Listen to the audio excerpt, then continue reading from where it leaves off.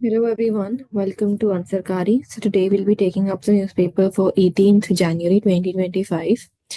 So over here we have the first article of why we should invest in Gujarat or how Gujarat is also slowly becoming a leading state.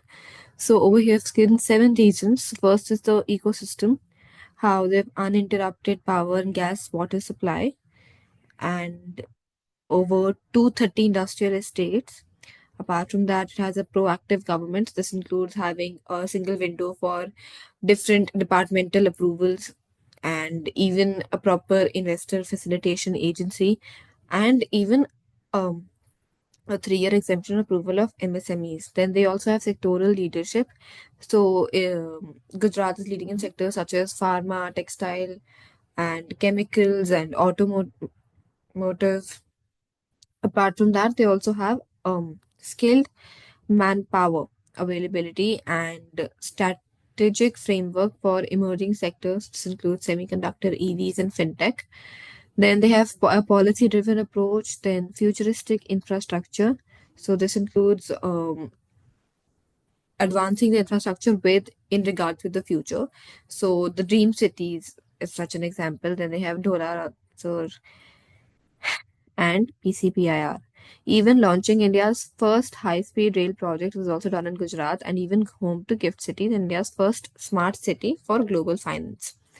Then, even sustainability, so becoming the green hydrogen capital of the world and even leading state in the renewable energy installed capacity. And apart from that, even the ease of living when it comes to the state of Gujarat. So this includes having healthcare facilities, a well standard sports, and even class recreational facilities. So, apart from that, we can also talk about the state of Gujarat. So, the state shares boundaries with Rajasthan, Madhya Pradesh, Maharashtra, and it even shares its international boundary with Pakistan. So, apart from that, if we talk about the ecosystem of Gujarat, so that ranges from deserts, they've also scrublands, grasslands, wetlands, into mangroves, and they even have coral reefs and gulfs over there. And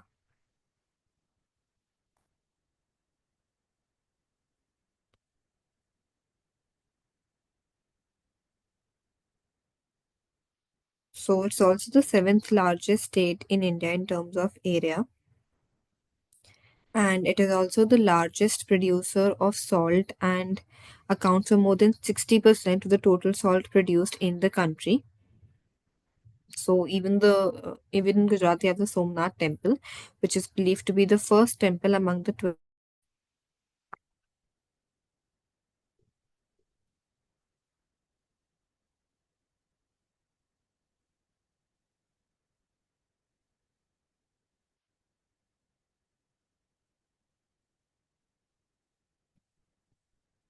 So we were talking about the state of Gujarat over here and how it's making advancements.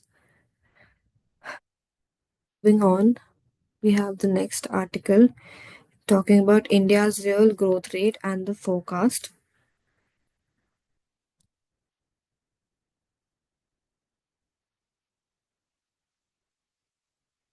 So over here, this article is talking about the first advanced estimates of national account for 2020 show for which showed that the real GDP growth rate of 6.4% and nominal GDP growth rate of 9.7%.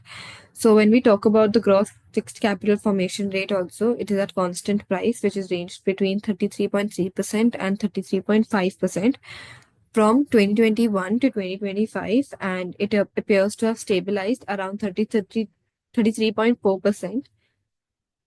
So India will have to largely depend upon the domestic demand, and the government has to ensure that there is no relaxation when it comes to investment expenditure.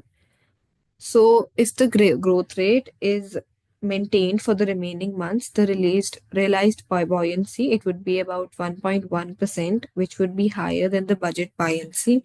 And in such case also, the tax revenue shortfall, it will be minimum. So in 2025 to 2026, the government, it will have to continue to rely on shortfall, which will on an accelerated capital expenditure growth, which can be kept at least 20% on the revised estimates for 2024-25 over a period of next 5 years. Then the best at India is basically hoping for a steady real GDP growth rate of 6.5%, which is in line with the International Monetary Funds and the real GDP growth projection for the Indian economy. Apart from that, the real GDP growth, it may be accompanied by the implicit price of labor-based inflation, which is 4%, and it can give a nominal GDP growth in the range of 10.5 to 11%. So if real growth of around 6.5% happens, the nominal growth of in the range of 10.5 to 11, it is maintained over the long run with an average exchange rate. So depreciation of 2.5% per annum, and India should be able to reach per capita GDP level consistent with the developed country status in the next 1.5 decade. So the current year's growth of rate of 6.4%, which is the first advanced estimate, it should be seen in context of India's potential growth rate and basically seeing India's potential when it comes to growth.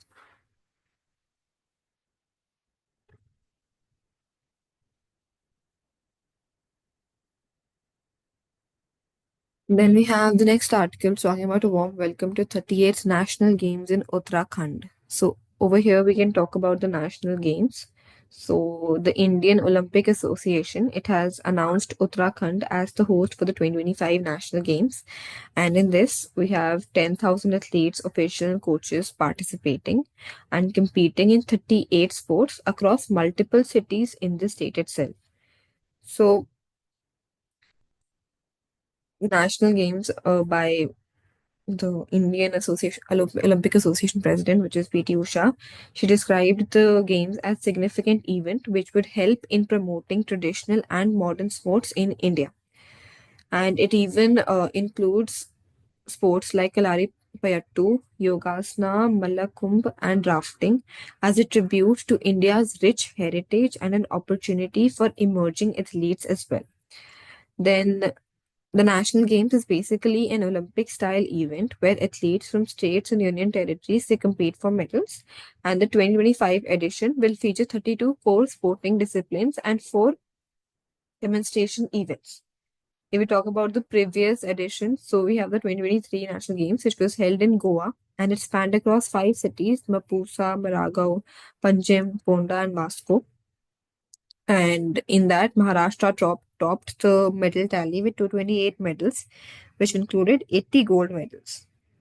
So in 2022, similarly, it was in Gujarat, and this was held after 7 years of age gap.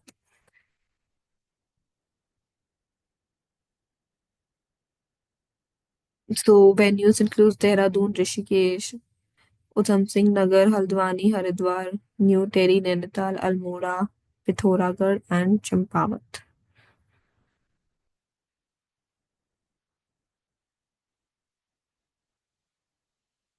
Then we have the next article, multiple layers of the Gaza ceasefire. So over here we're talking about Israel and Hamas, which announced that the long elusive ceasefire agreement over Gaza it has been struck, and Hamas it has highlighted that the movement dealt with all responsibility and positivity based on its responsibility towards the patient and the steadfast people in the honorable Gaza Strip. So we have Trump, who previously demanded that such a deal should be reached before his presidency. And this is also a marketing advertising of renewed American strength as promised in his election campaign. So Hamas has recruited as many as new militants as it had lost, and lack of political track acting as insurance for the sea. So the fire, it remains a concern, and it is expected to continue to be in control of Gaza in the time to barely when a time has come, barely any movement has taken place to reorganize the Palestinian politics in a way where the group can be brought under wide and more mainstream Palestinian led political ecosystem. So, Israel and Hamas, they continue to be on the same page against two-state solution. And despite a global push for this being the only viable option which will ensure peace when it comes to this conflict. So here we can also talk about rebuilding of Gaza, which may yet be a premature discussion until we have an alternative political mechanism, which would include the Palestinian fold. And this is also where Arab powers they would have an opportunity to exert influence and seek a remolding, the shaping and revitalization of the Palestinian Authority to better equip the Palestinian politics as a core stakeholder for changing future. And finally, the international community it also plays roles to push for the sustainability of this deal and management of regional geopolitical features by the regional powers, which will also help determine all the outcomes.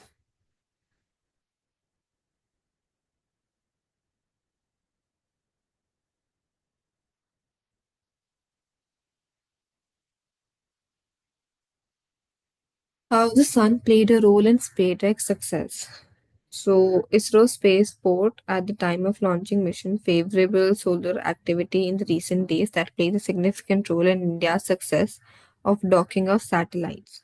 And with this, India became the fourth country to achieve this docking of satellite after US, Russia, China.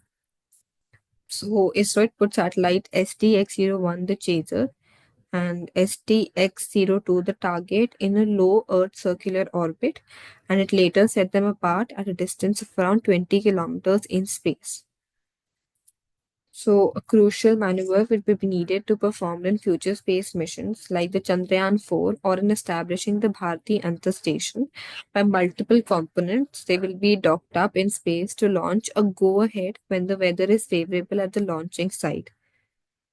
And even magnetic storms from the sun, which are known as coronal mass ejection, they play an important role in the zone over here, or very high speed of solar wind strings, which can disturb the space environment and results in loss of communication and error.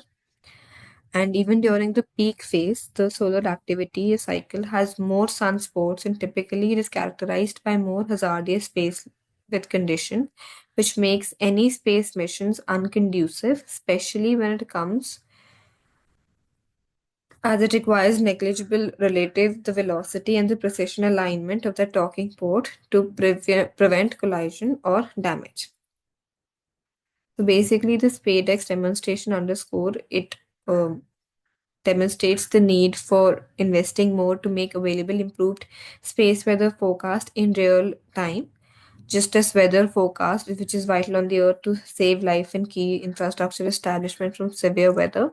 In a similar way, we can have something for the space, which would be useful to have the space weather forecast in near real time during the solar maximum phase as well.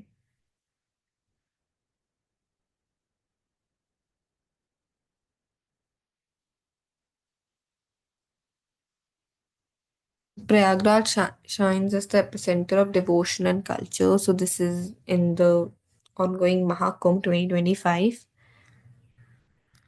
And over here it is talking about the various corridors. So we have the Bhardwaj corridor,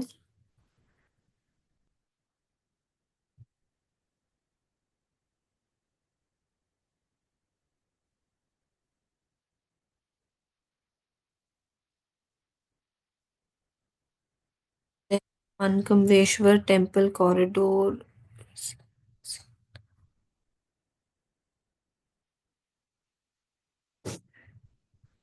So the Bhardwaj corridor, which is integrated the corridor with the largest spiritual tourism plan of Prayagraj and would basically ensure that it becomes a highlight during the Kumbh events.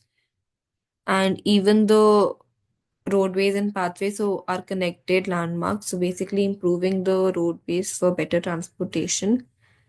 And then we have the Mankameshwar temple corridor. So this is to modernize the pilgrimage experience with aesthetic lighting. Then Dwadesh Madhav temple corridor, which would basically provide seamless connectivity between the 12 temples. Then the Hanuman Temple corridor. This would accommodate large influx of devotees and tourists, especially during the Kumbh Mela and other festive occasions.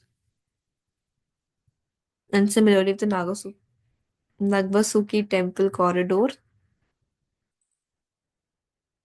So extensive and beautiful projections and the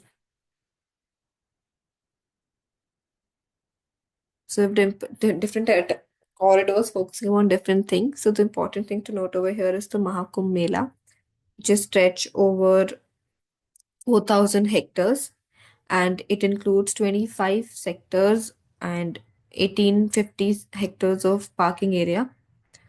So even the length of ghats is about 12 kilometer.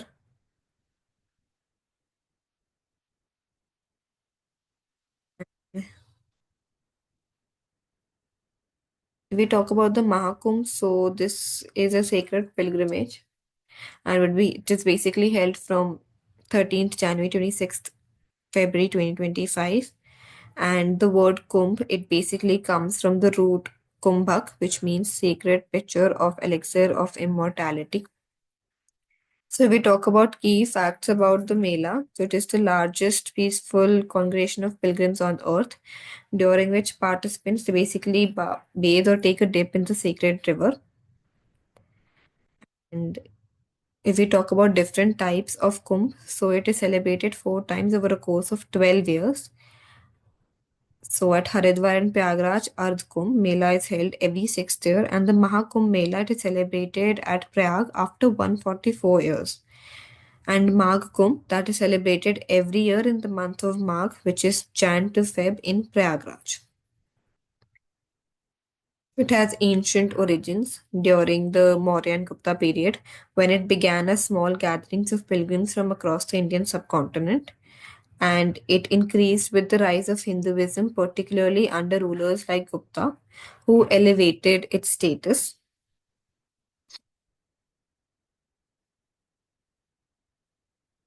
So we talk about the significance of Kumbh. So it has spiritual relevance. So that includes bathing at the Triveni Sangam, which is Ganga Yamuna Saraswati confluence, and it is believed to purify sins and leading to spiritual liberation.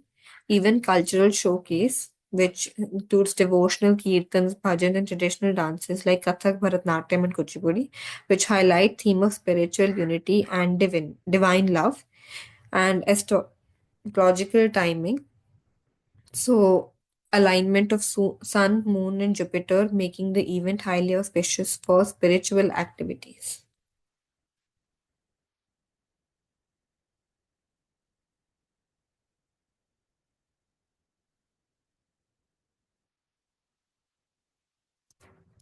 Then we have the next article. Why are you dumping 3,000 meters of waste every day? The Supreme Court on Friday questioned the Center of the Municipal Corporation of Delhi to rate the capital amount of untreated legacy solid waste by December 2028. And if it is not treated, it would keep adding up and increasing over the years.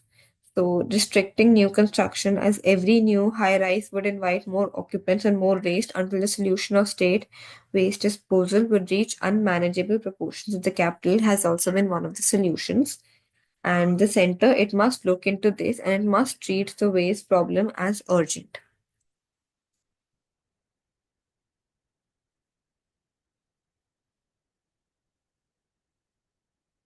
Then we have the next article threats in Gulf of Aden and Red Sea could increase. So, threats in the Gulf of Aden and in waters adjacent to the East African countries, it might increase. And the Indian Navy over here is it is trying to boost its presence and keep the sea routes safe. So India's economic prosperity it is linked to maritime security, and it is very important to protect the territorial waters, which would ensure freedom of navigation and keeping sea routes, which are maritime highways, safe. And in this context, the Indian Navy is working towards increasing its presence further, and the military is urging forward with a big mandate and complex structures, and the civilian workforce soldiers without uniforms that play a pivotal role as the work behind scene to provide significant strength to the troops.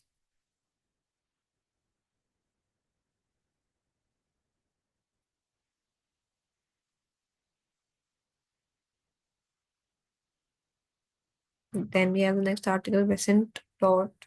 Tough talk on Russia oil. How could India be impacted? So the Biden administration, it announced fresh curbs against Russia's oil trade, placing as many as 183 tankers constituting the bulk so-called shadow field fleet delivering to the customers such as India, China under sanction. And the new action, it is far more targeted and it will hurt Indian imports of Russian oil. And the extent of this impact, it would basically depend upon how tightly new Mr. Trump it implements the sanctions. And if so, we have other sources of oil, but their advantages with Russian oil is less. So Russian oil has more reliability. It has cheaper rate imports from the country. And India, which is the world's third largest consumer of crude oil, it depends upon the imports to meet more than 85% of its requirement. And right now, India's biggest supply of crude 2024, Russian oil accounts for 38% of India's total oil imports. So, India and Russia will talk to settle a portion of the oil trade in the domestic currency, and booming the Russian China trade and non-dollar exchange has helped yuan increase its footprint globally, even at international trade. So, experts have noted the attempt to move away from the dollar, which began after the US threw Russia out of society for worldwide bank financial telecommunication, which is the key to international financial transactions. And even US sanctions have already sparked a rush among Indian refineries to speed up the payment for the Russian crude.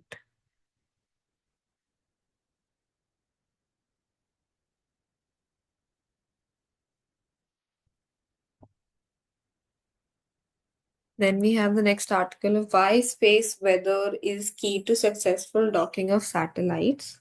This is in continuation with the article we discussed above, and it is talking about what is space with that is just sun out. What is the space weather? So that is just the sun's outer hot atmosphere, which is known as the solar corona, and it is constantly spouring electrically charged gases and particles into space, and the frequency and intensity of solar wind it fluctuates based upon the solar activity cycle. So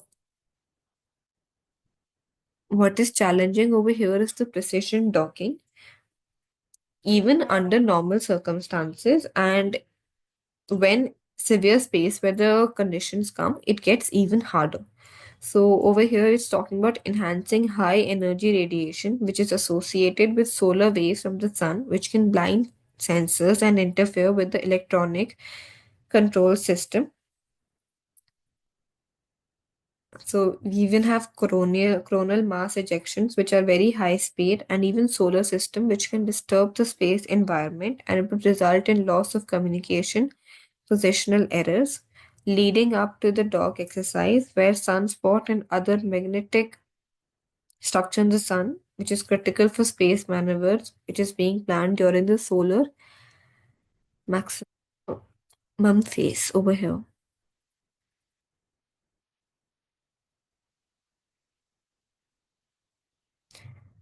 Engaging with the Taliban. So the Indian's foreign secretary has met with Taliban foreign minister, which is India's highest level of contact with this regime since it came into power. So in 2021, India met the first official had contact with the Taliban at the request of the new rulers in Kabul. And even few days before the meeting, the deputy foreign minister in the Taliban government had said that India it was very important for the subcontinent, and Taliban wanted to continue cultural, economic, political, and trade ties with India in the past, like it had in the past. So after Taliban announced a cabinet with very little representation for ethnic minorities and without any more women. India had called for an inclusive dispensation, and India describes Taliban as those in position of power and authority across Afghanistan, acknowledging the group as state actors for the first time. Then in June 2022, we had an official Indian delegation to visit Kabul for the first time after the Taliban takeover for overseas. And according to the Indian government delivery operation for humanitarian assistance, so even in December 2022, India had expressed concerns over the banning of women from universities and renewed, which is called for inclusive government, ensuring equal rights for women and girls and all aspects of the Afghan society. So Taliban, it is ready to engage and are looking for assistance to rebuild the country's infrastructure, and the regional global context has been highly dynamic since Taliban came into power. So if we talk about other countries over here like Iran, that has been weak considering the last year, which resulted in the Israeli military actions. And even India remains security to ensure that there is no anti-India terrorist group which is allowed to operate from Afghan territory. And India has dispatched large quantities of humanitarian, medical, and food aid to Afghanistan, discussing the rehabilitation of refugees and strengthening of the cricket ties as well.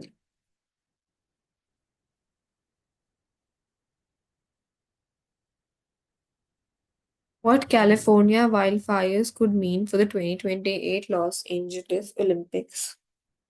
So, with the wildfire in Los Angeles, there has been a meeting regarding the relocating of the 2028 Olympics from LA to Dallas or Miami. So, the Olympics they're scheduled to begin on July 14th, 2028. And even Trump's support for the LA game, it comes at a time when there is many conservative voices have called for the games to be relocated. So the wildfire in Los Angeles, it has claimed 24 lives, devastated more than 150 kilometers square and destroyed some 10,000 structures, which has led to many questions about the administration priorities and also talks of cancelling or shifting. So the games, it has been dismissed so far, and apart from Olympics, Los Angeles is also one of the whole cities for the FIFA World Cup, which would be held next year. And even over here, it's important to notice that it's not the first time that the Olympics came. They've been built as an opportunity to transform region devastated by calamity. And over here, we can take example 2020 Olympics, which was supposed to be held in Tokyo, were actually held in 2021.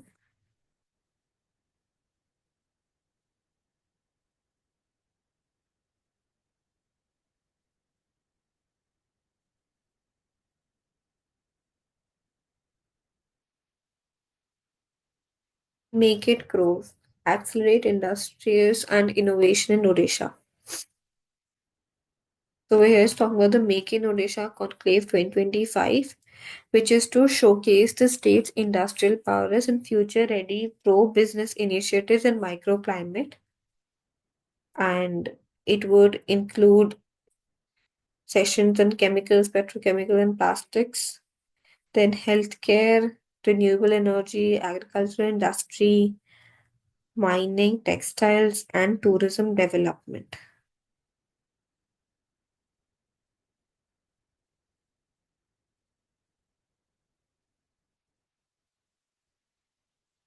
This is regarding the Dixit Odisha 2036 journey.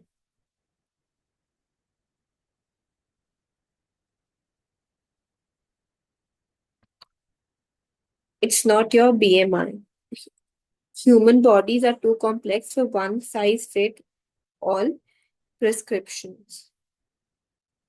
So this article is talking about how the body mass index is often misinterpreted and how it is thought of as one size for all the different humans. So over here it is talking about the higher intervention, exercise and diet control, which may be even drugs and surgery. And a report, it has called for an overall of understanding of obesity, citing an over-reliance on BMI, which is a specular effort of leading to both underdiagnosis and overdiagnosis of the condition. Since BMI, it does not provide a reliable picture of health, and it has also played a role in perpetuating myths about what a healthy or fit person looks like as against who is not. So, with associated summary that attach the subject values like beauty, birth, and deficiency to an individual appearance, acknowledgement of the gap in the medicine, the right diagnosis, the best cure, and the future understanding is still in the future. So, BMI is one of the most widely misunderstood and abused tools that is medically uneducated hands. It could trigger panic and overreaction, and every individual's unique constellation, not only of another biological variables. So, even social, economic conditions, habits, and the most unreliable factors known as luck, one diagnosis does not fit all, and it must be online, especially at a time when miracle drugs they're being used to treat conditions like diabetes and also being used as a weight loss measures. So here it is very important to understand the combination of bones, flesh, and blood in and how limited our understanding is about the actual state of our body.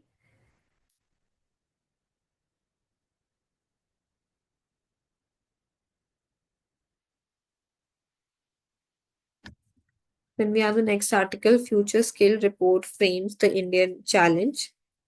So it's talking about how India was second in terms of preparedness for job for the future, including AI green skills, and it was only behind the US. So when we talk about economic transformation, India was 40th and 37th in terms of the workforce having desired skills for future job as per the index, and overall India ranked 25th across all indicators, which also indicate the alignment and employers need academic and economic transformation. So, what are the indicators of the QS survey? So, that includes skills fit, which measure how well equipping graduates with skills have the employer's desire. Even future of work, which basically evaluates countries' head index to recruit the skills academic readiness. And it basically measures how well a country is prepared and economic transformation, which would formulate to support the growth and future of work and skills by examining various key indicators. India is ranked as the future of work indicator, an assessment for the future of this has been launched largely on the demand side, which is job, future of work score measures, which extend to what future focus skills such as digital AI and being competencies having permitted global job advertisement compared to the traditional skill set. So when we talk about skill fit, India scores 59.1%, which is the worst among the top 30 countries overall, and employees across India, highlighting critical gap in the workforce ability to meet the demand for rapidly changing economic landscape which undergoes abroad, a challenge for India's higher education system, which is struggling to keep path for evolving employers' need. So India's economy transformation, it has been driven by the interplay of growth, workforce efficiency, and the evolving role of higher education and gap investment in the innovation capacity post challenge, which could slow down the long-term growth to fully realize its potential. So over here, we must align economic momentum with robust higher education, reforms and skill development, which would basically ensure a dynamic and competitive position in the global economy, and strong collaboration with industry to better align education with workforce demand is also recommended.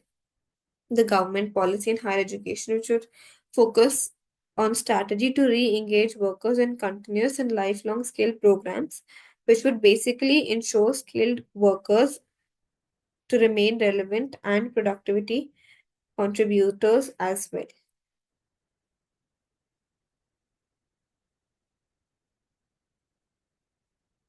And we have the next article. Look at animals' movement with more generosity. So over here, this article is talking about the hume warbler, which is a migrating bird migrating from the Central Asia.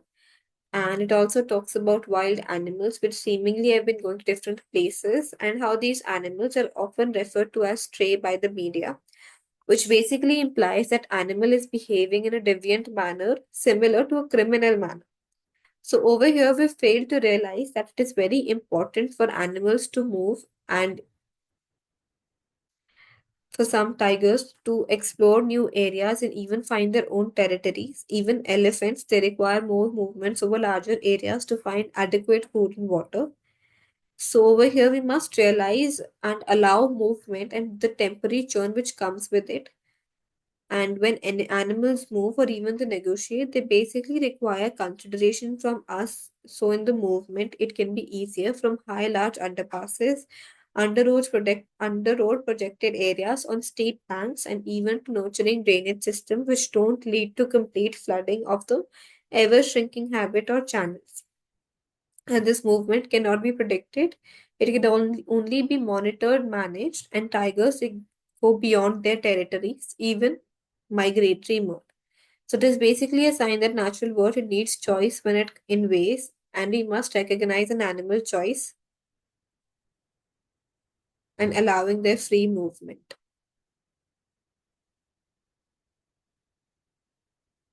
Car makers look beyond electric and green drive. So electric vehicles are dominating the green mobility narrative at Bharat Mobility Global Export, and it is even how seen how automakers they make their broad test strategies with hydrogen hybrids and flex fuel technology. So it is continuing over here, which talks about it basically helping in achieving a common goal, reducing the emissions. And over here, different companies like Tata Motors highlight that it is an irreversible shift towards green energy, and also highlighted the commercial vehicle innovation.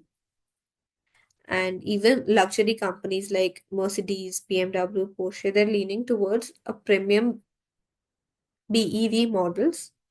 So basically moving towards green energy.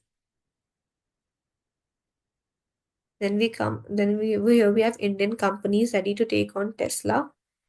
So it's talking about the Indian companies possessing the technological and manufacturing capabilities, which would basically challenge big companies like Tesla and other international giants similar to the Chinese firm.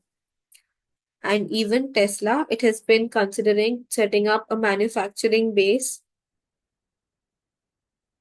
in India, and the government has covered policies for EV makers like Tesla, offering some of the incentives which would basically give them a very close competition.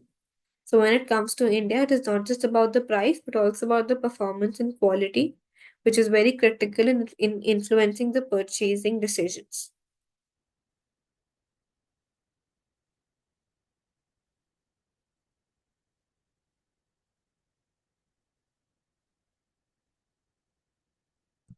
FDI in auto sectors. So foreign direct investment in India's sector would be basically increase in the coming years from $36 billion, which was received in the last 4 years, as there are efforts to develop the entire ecosystem related to auto manufacturing domestic. And it basically highlights the attractiveness towards the Indian market, which investors in India have already begun. And India it is already the third biggest market in the world for auto, even after being the fifth largest economy. It is very important, and it's also talking about opening up the doors for export to countries like Switzerland, which have wonderful machinery, and getting investments from them. And it is sign that India would become self-reliant in precision tooling and building capabilities. So, coming up with some incentives for scraping older vehicles, replacing them with EV, and even the Indian auto industry at 9% last year with 29 million vehicles sold. So, this indicates the rising demand in this sector.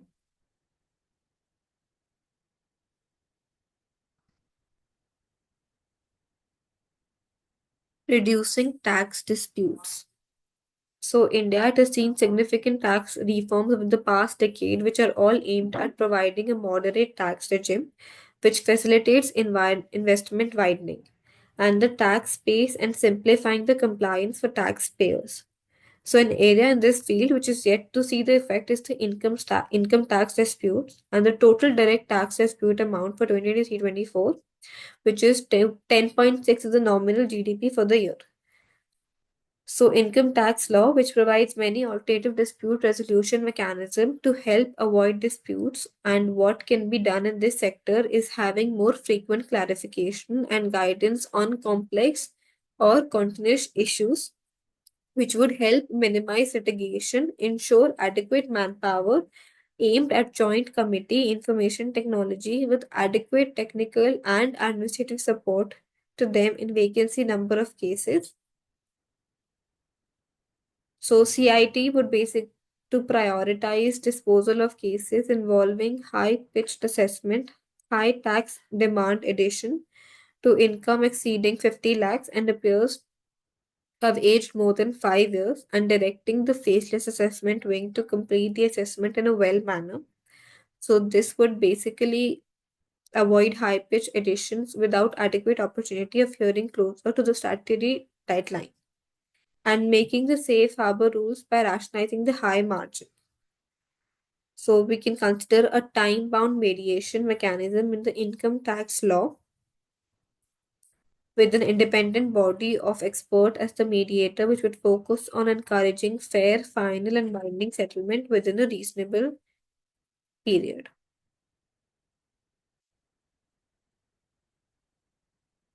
Quad meet with India on the table day after Trump takes office.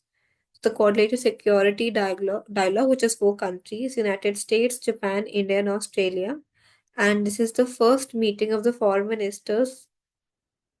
So even the US minister, Rubio, he last year said that India, it should be treated similar to allies like Japan, Israel, South Korea, and NATO partners in terms of technology transfers. And he supported India in addressing threats to territorial integrity and even blocking security help to Pakistan if Pakistan is found to sponsor the terrorism which is against India. This was all what the article was talking about, and we're done for today. Thank you, everyone.